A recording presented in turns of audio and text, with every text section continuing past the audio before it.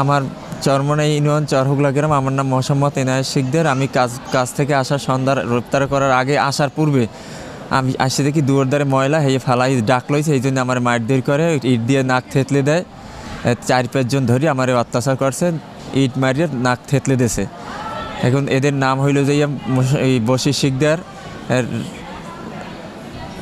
এই সজীব শিকদার, মৃদুল শিকদার, তারপর ওই মিনেরা বেগম এই কয়জন আমার ধরে মারধর করেছে। অনেক জামা রক্ত হয়েছে, অনেক আমার আত্মহত্যাই করা ফেলাইতো। আমি প্রশাসনের কাছে এইটা অভিযোগ জানাচ্ছি যে বিচার চাচ্ছি যে আমি নিরীহ মানুষ, এই আমার উপরে অত্যাচার করছে কেন, এই যে আমরা চাইছি। আমার ছেলে মেয়ে ছোটো ছোটো, এই জন্য আমার হেরা কেউ দরবার পায় না। আমার ওয়াইফে বাড়িতে ছিল না, হে ছিল ঢাকায়।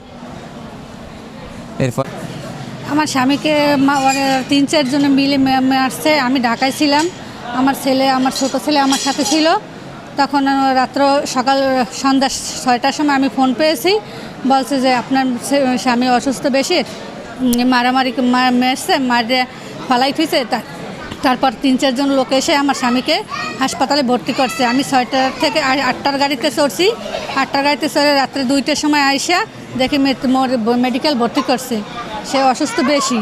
এই জন্য আপনাদের কাছে আমি অনুরোধ করছি, আমার স্বামীর বিচার চাই। আমার ছেলে মেয়ে ছোটো ছোটো, আমার কেউ নাই।